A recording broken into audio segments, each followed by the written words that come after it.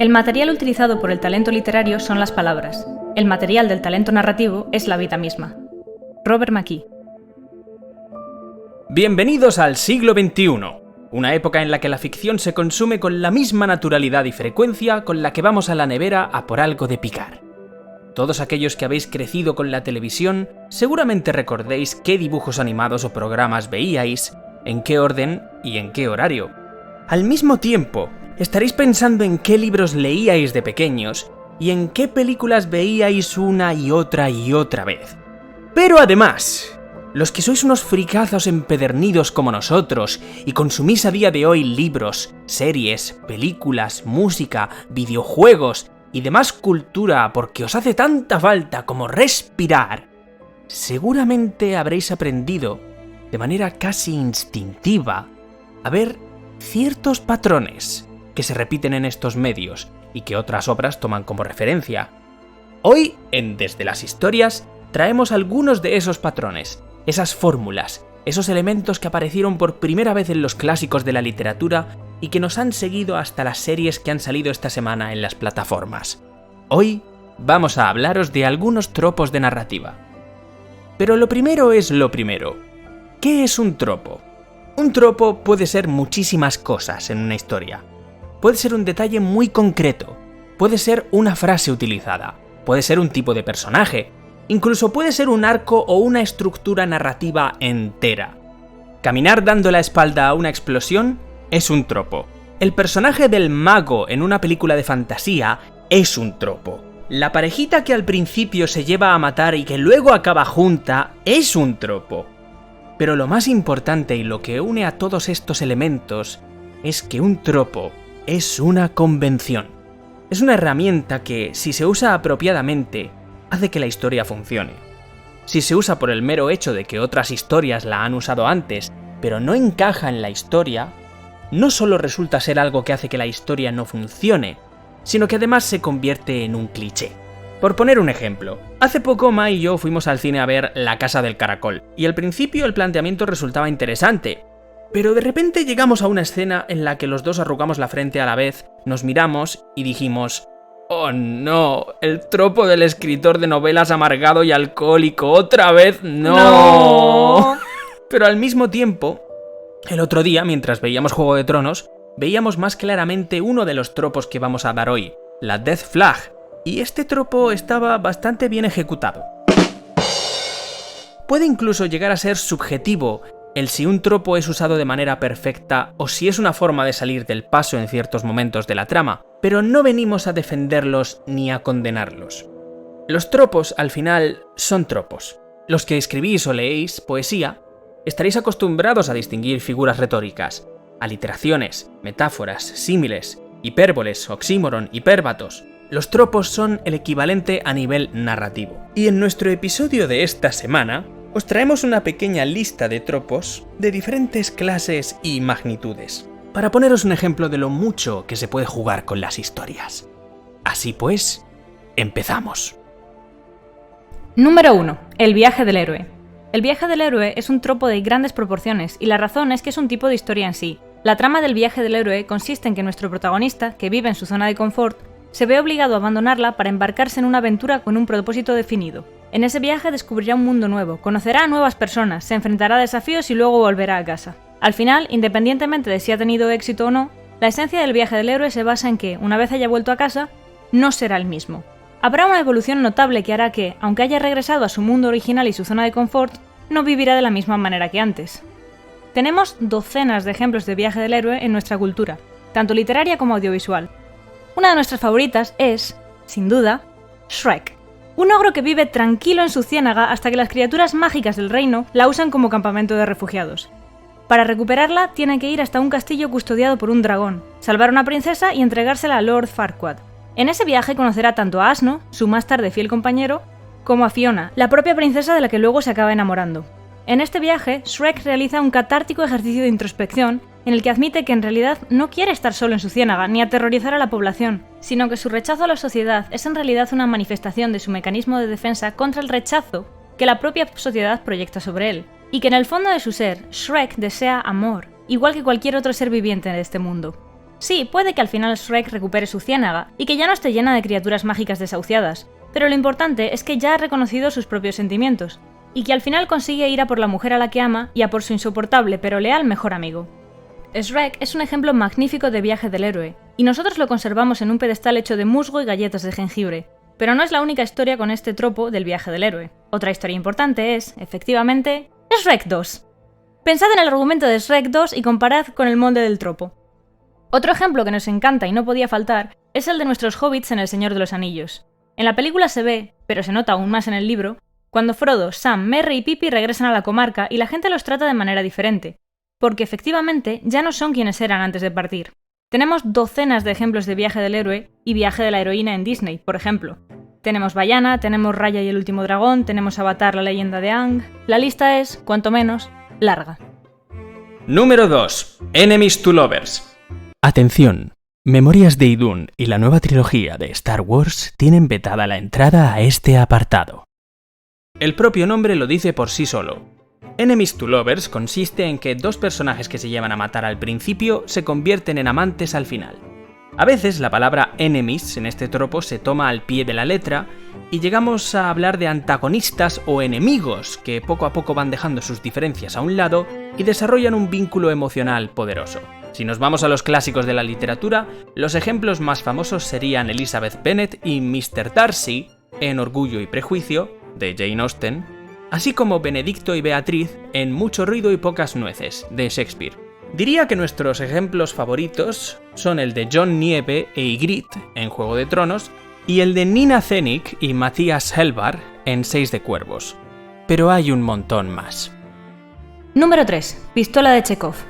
También conocida como arma de Chekhov, establece un principio muy sencillo.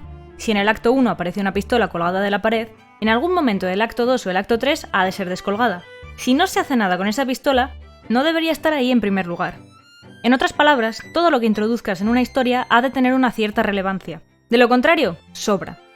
El término fue acuñado por Anton Chekhov, dramaturgo ruso del siglo XIX. La pistola de Chekhov es un tropo muy interesante y emocionante. Básicamente te obliga a prestar el triple de atención, ya que cualquier mínimo detalle que se muestre al principio de una obra puede volver a aparecer al final de la misma. Una pistola de Chekhov, por muy específico que sea su nombre, no tiene por qué ser un objeto. Puede ser una habilidad o incluso un comentario en un diálogo, y al mismo tiempo puede tener lugar tanto al principio de la película para aparecer al final como entre varias películas o episodios de una serie. Pongamos un ejemplo muy popular, Harry Potter. Harry Potter es una armería de Chekhov. Hay docenas de elementos que no parecen tan importantes al principio, pero que luego tienen una relevancia crucial de cara al final de la historia. El diario de Tom Riddle parece un simple artilugio mágico a través del que se manifiesta Voldemort, pero luego resulta que es un Horrocrux, un objeto en el que ha puesto parte de su alma, igual que otros 7 que Harry tiene que destruir. La snitch dorada de su primer partido parece simplemente eso, una snitch, pero luego Dumbledore se la deja en su testamento y resulta ser el recipiente de la piedra de resurrección. Los colmillos de basilisco parece que se van a quedar en la Cámara de los Secretos una vez Harry mata al monstruo, pero ahí vuelven, en la 7ª entrega, para ser un arma más contra los Horrocruxes. Piratas del Caribe es otra armería de Chekhov. Las celdas con bisagras de media clavija, la brújula de Jack Sparrow, la monedita de plata que le cuelga del pelo. Lo vais pillando, ¿no? Número 4. Cliffhanger. La piedra angular de las series de televisión. En nuestro podcast sobre cine dijimos que el objetivo de una película era impedir que te diesen ganas de levantarte de la sala e irte. En el caso de las series, es que al final de cada episodio quieras ver el siguiente. El mejor método para eso, opinamos desde este lado del micro, es que la serie sea buena en sí. Que tenga unos personajes creíbles, una trama que enganche, una producción que sea una delicia tanto para los ojos como los oídos. Pero si todo esto falla, siempre puedes usar un cliffhanger. Consiste en terminar un capítulo o un episodio, o una obra entera, ya que estamos con esperanza de una secuela, con una escena que deje en shock al espectador, y con una sensación de intriga y suspense justo antes de terminar. La palabra cliffhanger apareció por primera vez a principios del siglo XX, haciendo alusión a una obra de Thomas Hardy llamada A Pair of Blue Eyes.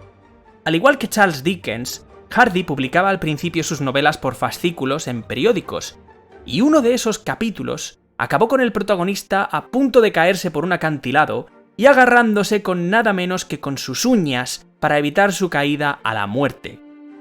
Sin embargo, que el nombre de este tropo surgiera en el siglo XX no quiere decir que se inventase en aquel entonces. Uno de los ejemplos más famosos y antiguos que se conoce es el de las Mil y una noches, obra en la que Sherezade dejaba siempre con la intriga al rey con sus historias para así ir aplazando poco a poco su ejecución. Es irónico, porque en muchas series a día de hoy da la sensación de que están haciendo exactamente eso, aplazar su ejecución gracias al cliffhanger de turno. Número 5. MacGuffin. Una tarde entera metida en TV Tropes hace que encuentres elementos narrativos cada cual más curioso que el anterior. Van dos hombres en un tren y uno de ellos le dice al otro: ¿qué es ese paquete que hay en el maletero que tiene sobre su cabeza? El otro contesta: ah, eso es un MacGuffin. El primero insiste: ¿qué es un MacGuffin? Y su compañero de viaje le responde: un MacGuffin es un aparato para cazar leones en Escocia. Pero si en Escocia no hay leones, le espeta el primer hombre. Entonces eso de ahí no es un MacGuffin, le responde el otro. Alfred Hitchcock. El ejemplo más citado de lo que es un MacGuffin se encuentra en Pulp Fiction. Si habéis visto la película, es el maletín negro. No se sabe lo que hay dentro, ni nunca se sabrá, pero la trama de Jules Winfield y Vincent Vega gira en torno a ese maletín. Eso es un MacGuffin, un elemento engañoso que solo sirve para distraer y que en realidad es una excusa para que avance la trama principal. Puede ser irrelevante para nosotros, pero no para los personajes de la historia. Hace poco, en nuestro programa sobre cine, hablamos de Ciudadano Kane, la película que cambió el cine y le dio un nuevo lenguaje al arte en sí. La trama de esta película gira en torno a la vida de Charles Foster Kane, un multimillonario muy famoso en Estados Unidos del que se sabe muy poco a nivel personal. La noticia que trasciende a los medios tras su muerte es que lo último que dijo antes de morir fue la palabra Rosebud. A lo largo de la película, un periodista se dedica a ir viajando por el país, entrevistando a gente que en algún momento se relacionó con el señor Kane y así descubrir el significado de esa palabra. Resulta que esa palabra no era tan importante para la historia, pero el misterio que surge en torno a ella da pie a la odisea de este periodista, que nos lleva de conocido en conocido de Kane, rellenando cada vez más huecos con flashbacks de su vida. Es un ejemplo de MacGuffin maravilloso y el resultado final es una de las películas más importantes de todos los tiempos. Una vez más, Nacho aquí presente os recomienda que algún día le deis una oportunidad. Número 6. Deus Ex Machina. Del latín Dios a través de la máquina o el Dios que baja de la máquina. O lo que es lo mismo, Dios baja del cielo a arreglarlo todo. Como mencionamos en uno de nuestros episodios anteriores, el concepto surge de las obras de teatro en las que aparece Dios o un ángel representado como alguien descendiendo desde el cielo, normalmente con cables, cuerdas y demás. Un Deus Ex Machina es un recurso que soluciona el conflicto principal, o uno menor, de una manera casi instantánea y la mayoría de las veces sin ninguna justificación. Si os gustan los Simpson, la frase que buscáis es «lo hizo un mago». Sin embargo, a lo largo de las décadas, los autores de ficción han encontrado maneras de hacer que los Deus Ex Machina no parezcan como tal, y que sean, por ejemplo, una forma de estirar el chicle del suspense para que el clímax sea más intenso. Pongamos un ejemplo inventado. El protagonista está en peligro y parece que su muerte es inminente, pero sabemos que hay gente que va de camino a rescatarle. Si de repente esta gente llega en el último momento, igual no podríamos decir que es un Deus Ex Machina, porque al fin y al cabo no es algo que surja de la nada para salvar el día, sino que es un elemento de la lógica interna de la historia. Pero, ¿cuántas veces habéis visto la típica escena en la que hay que desactivar una bomba, lo consiguen cuando quedan entre 1 y 5 segundos, y os quedáis diciendo «¡Ah, venga ya!». Sí, claro, ¿y qué más? Para mí sigue siendo un Deus Ex Machina, por mucho que intenten negarlo. Aparte de esto, creo que es un buen momento para compartir los que consideramos los Deus Ex Machina más vagos y clichés de la historia de la narrativa. No defendemos que sean deplorables, pero sí que nos da pereza una obra en cuanto vemos que aparece uno de ellos. Se trata de 3 Deus Ex Machina. El primero, viajes en el tiempo. Ojo, no confundir con las historias sobre viajes en el tiempo. Se trata de historias en las que, de pronto, viajar en el tiempo se convierte en una solución que no se ha expuesto en ningún otro momento. Nos encanta el Ministerio del Tiempo, pero de todas las formas en las que podrían haber desarrollado Vengadores, Endgame, reducirlo todo a vamos a otra línea temporal y lo arreglamos ahí, nos parece sencillamente vago, y esto hay que decirlo más a menudo. El segundo, amnesia. Al final la respuesta estaba delante de nuestras narices. Simplemente no se acordaba. ¿Quieres que esta información de la trama se quede un ratito más en el tintero en lugar de hacer que por fin llegue a los protagonistas para que por fin avance la trama un poco? No hay de qué preocuparse. Solo tienes que convertirte en un Men in Black y darle con la luz roja al que puede acelerar las cosas. Vaya, qué casualidad que recuerde absolutamente todo antes del accidente, menos justamente el incidente. Sí, Brandon Stark, te estoy mirando a ti. El tercero. Era todo un sueño. Chupito extra si es de Antonio Resines. Creo que no hay mejor forma de arreglar una trama que no tiene ni pies ni cabeza que hacer como que en realidad nunca ha existido. Este tropo es el borrón y aquí no ha pasado nada. El mira, dejémoslo. El quiero tirar este guión a la basura pero mi editor me va a matar como no le entregue algo. Tabula rasa. Tabula vaga. ¿Para qué me has contado entonces toda esta turra? Ya no es que se te haya olvidado. Ya no es que la has arreglado con una paradoja temporal. Es que no existe, ni ha existido nunca. Ay, sí que se nota que el elenco de Los Serrano necesitaba desesperadamente unas vacaciones, porque si no, no vemos explicación. Creo que ya hemos hablado de bastantes Deus Ex Machina, así que mejor pasamos al siguiente tropo antes de que el tema de Juego de Tronos vuelva a salir. Número 7. Justicia poética. Lo llamamos justicia poética porque algún término pedante tenía que existir para decir karma. El término lo acuñó Thomas Reimer en The Tragedies of the Last Age Considered, 1678, para describir cómo una obra debería inspirar el comportamiento moral por medio del triunfo del bien sobre el mal. Este tropo consigue, de diversas maneras, que los personajes buenos y bondadosos obtengan por fin un soplo de aire fresco o la felicidad que se merecen, después de todos los horrores que hayan podido sufrir, mientras que los personajes malvados obtienen algún tipo de castigo como forma de restablecer el equilibrio del universo. A menudo se dice que hay un claro caso de justicia poética cuando los personajes que han cometido actos despreciables sufren más adelante los mismos actos despreciables. Como dice la expresión del castellano, que alguien pruebe su propia medicina. Este factor le da una pincelada de ironía a la historia en sí. Un ejemplo muy mundano pero muy claro de justicia poética es la serie de animación Doraemon. Cada episodio de Doraemon tiene exactamente la misma estructura. Nobita tiene un problema, que no sabe resolver porque tiene el nivel de autosuficiencia y disciplina de una losa de alcantarillado, y no una especialmente buena. Doraemon saca un Deus Ex Machina de su bolsillo armería de Chekhov. Le soluciona el problema a Nobita. A Nobita se le aparece su lado Gollum, que es el lado que dice «Ahora este chisme es mi tesoro, y lo uso para lo que me plazca». Y al final del episodio, o bien la gente de alrededor de Nobita le para los pies, o la vida en sí le da una lección. No lo suficientemente dura, pero bueno, tengo que conformarme. Al final hay justicia poética porque la avaricia de Nobita siempre acaba haciendo que le salga el tiro por la culata. La justicia poética ha de reunir 3 requisitos: que haya premio para el bien, que haya castigo para el mal, y que ambos caigan por el peso de la propia lógica y no por un Deus Ex Machina. Hay ejemplos mucho más claros sobre casos de justicia poética en la ficción. En la película de Pixar Coco, Ernesto de la Cruz asesina a su compañero para así robarle sus canciones y convertirse en una estrella del mundo de la música, y de manera doblemente irónica, muere aplastado por una campana, que es a su vez un instrumento musical y que además suena en los funerales. En Hamlet, el padre de Hamlet es envenenado por su hermano Claudio para así casarse con la reina y convertirse en rey. Tanto Claudio como la madre de Hamlet, la reina Gertrudis, mueren envenenados al final. En Juego de Tronos, sí, otra vez.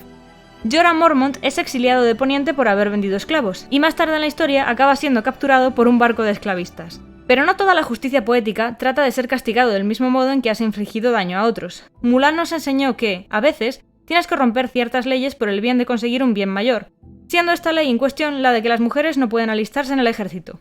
Al fin y al cabo, San Agustín dijo: «Non videtur esse lex, quae justa non fuerit». La ley que no es justa no parece que sea ley. Por tanto, la fuerza de la ley depende del nivel de su justicia.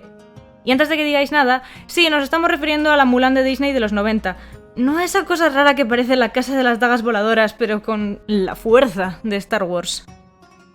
Número 8. Death Flag. Una Death Flag, en inglés bandera de muerte, es una escena que predice la muerte de un personaje. Es un cartel de neón que dice «Este la va a palmar». Este recurso ha sido tan utilizado que se ve a kilómetros de distancia cuando lo usan. El ejemplo más famoso es el de las películas de cine bélico. Coge a la típica patrulla de soldados que juegan a las cartas y todos vienen de diferentes partes del país para luchar por su patria. Ahora fíjate en quién es el primero que saca una foto de su prometida. Ese va a morir. Si encima te dice que la mujer está embarazada, es que va a morir primero. En Juego de Tronos, sí, otra vez. El Death Flag por excelencia se ve cuando 2 personajes se separan y uno de ellos dice: «Luego hablaremos sobre este tema». Da igual que sea Jon yéndose al norte y Ned Stark al sur durante meses, como si es Robert yéndose de caza unas horas mientras Ned se queda en la fortaleza. Luego hablamos, en castellano quiere decir hasta nunca. Pero saliéndonos de estos ejemplos tan clichés, la fórmula para distinguir una Death Flag a simple vista es la cercanía emocional entre los 2 personajes. Si ves que justo antes de un evento dramático 2 personajes empiezan a abrirse el uno al otro, es que uno de los 2, o puede que los 2, no vaya a volver. Número 9. Plot Armor, o armadura de guión. Podríamos decir que el Plot Armor es un tipo de Deus Ex Machina que, en vez de ocurrir en un momento concreto, baja del cielo para quedarse durante mucho tiempo. Comparándolo con la definición del Deus Ex Machina, es un dios que baja del cielo para ponerle un chaleco antibalas impenetrable a un personaje para que sobreviva a lo imposible, sea del modo que sea. Puedes llamarlo suerte, puedes llamarlo tener un guardaespaldas, puedes llamarlo al villano le da un ataque de ser un completo gilipollas. Admitámoslo. ¿Cuántos de aquí hemos dicho alguna vez que sin Hermione Granger, Harry habría muerto en el primer libro? Si la respuesta es yo no, te animamos a que los leas otra vez. Para la gente que ha visto Juego de Tronos, sí, otra vez. Arya Stark es invencible, y lo sabéis, y la razón es que tiene un poder inconmensurable. No estamos hablando del poder de coger un rostro y hacerte pasar por alguien, sino del poder del guión cinematográfico. Literalmente, Benioff y Weiss, los showrunners de la serie, defienden a través de la última temporada que Arya no muere si no nos da la real gana, sea como sea la situación en la que esté. Puedes apuñalarla varias veces, intentar ahogarla, drogarla, perseguirla por la ciudad de Bravos y arrinconarla en una habitación a oscuras. Arya sobrevivirá. Puedes bombardear una ciudad entera con un dragón gigantesco. Si Arya está en esa ciudad, sobrevivirá. La ciudad entera será destruida y sus habitantes víctimas del genocidio. Nada en esa ciudad sobrevivirá. A no ser, claro está, que sea Arya Stark. Honestamente, creemos que el Plot Armor le quita credibilidad a una historia, y eso evita que te sumerjas en ella todo lo que puedas. Sin embargo, no todo es malo en el Plot Armor. Hay un montón de formatos en los que cabe perfectamente este tropo, y el anime y las historias de superhéroes van a hacer que funcione. Pero sin duda, creemos que donde pega más el Plot Armor es en las parodias. Si vas a escribir una historia absurda, ¡riza el rizo! Muchas cosas valen, incluso el Plot Armor. Haz que el prota tenga clones, dale el don de tener una suerte que no se la cree, hazle inmune al fuego con el poder de la remolacha sagrada. Pero en lo que concierne al resto de narrativas, el Plot Armor es como la miel. Una cucharadita puede darte un sabor dulce, pero demasiada te acabará dando un horrible dolor de estómago. Número 10. Mary Sue y Gary Stu. Dos caras de la misma moneda. El elegido. El protagonista que destaca por encima de todos los demás. La protagonista que, si esta técnica requiere 10 años para dominarla, ella te lo consigue en un mes. El que consigue lo imposible. En general, Mary Sue y Gary Stu son elevaciones al absurdo del putoamismo. Son personajes tan perfectos que pierden toda la credibilidad. Y el Oscar al premio Gary Stu es para... Rick Sánchez, de Rick y Morty. En este podcast muchas veces diferimos en cuanto a gustos. Mai odia a Rick y Morty con todo su ser, pero a mí me entretiene mucho. Hay episodios que me parecen una pasada y mi favorito es el del tanque de ácido. Pero que a mí me guste y que a Mai no nos aleja de la verdad. Que Rick Sánchez es un Gary Stu. De hecho, me planto aquí y digo que Rick Sánchez es un Gary Stu tan grande que todas sus versiones de otros universos paralelos también son científicos supergenios. Si hay una confederación galáctica liderada por Ricks, ya te da una pista enorme de cómo es el personaje de Rick. Rick ni siquiera necesita que un Deus Ex Machina lo salve porque él es su propio Deus Ex Machina. Y en la otra esquina, con el premio Mary Sue, Rey Skywalker, de la nueva trilogía de Star Wars. Lo primero que quiero mencionar es que no debería apellidarse Skywalker ni aunque ella quiera, porque pasar un día con Luke, por muy épico que sea, no puede significar más que pasar meses con Leia Organa. Lo segundo es que he tenido que elegir entre Rey y el propio Luke para este apartado porque no me puedes decir que los niños Jedi se tiran años para aprender a usar el sable y la fuerza y que Luke aprenda en... ¿días? ¿Semanas con Yoda? Que sí, que es el maestro Yoda, pero Yoda también enseñó a esos niños. Al final he elegido a Rey porque Rey ni siquiera tiene un maestro. Aprende a usar la fuerza en un día sin ningún tipo de instrucción y mientras está cautiva. Sorry not sorry, no soy yo, lo dice la saga. Si rompes la lógica interna de la historia, nosotros venimos aquí a ponerlo encima de la mesa. Una vez más, esta figura es más propia de animes o de historias de superhéroes. Son Goku aprende a usar el Kamehameha en su primer intento cuando es un niño. Justo después de que el maestro Muten Roshi le dice que hacen falta 50 años de entrenamiento para dominarla. Ichigo Kurosaki, en el anime Bleach, es el mayor Gary Stu que jamás ha Gary-stuado en la historia del anime, y es que lo hace una vez y otra vez y otra vez. Esta sobrecarga de epicidad tiene su atractivo, pero también tiene su ración de absurdo cuando llega al abuso. Y con este pack introductorio de 10 tropos de narrativa, damos por finalizado nuestro programa de hoy. Esperamos que lo hayáis disfrutado muchísimo. La semana que viene toca análisis, y esta vez nos vamos a una adaptación la mar de interesante. Se trata de la serie de Netflix Sombra y Hueso, basada no en una, sino en 2 novelas entremezcladas de Leigh Bardugo, Sombra y Hueso por una parte y 6 de Cuervos por otra. Los 8 episodios de la serie están en Netflix a día de hoy, así que os animamos muchísimo a que le echéis un vistazo. Mientras tanto, podéis seguirnos en YouTube, Evox, Spotify, Google Podcast, Apple Podcast y... No, en serio, ¿alguien sabe lo que es un Castbox? Porque parece ser que tenemos uno. Y esto es como vuestra postura para leer o ver series, lo que sea más cómodo para vosotros. Seguid leyendo y disfrutando del arte. Seguid compartiéndolo con la gente que os importa. Y compartid nuestro podcast, ya que estáis.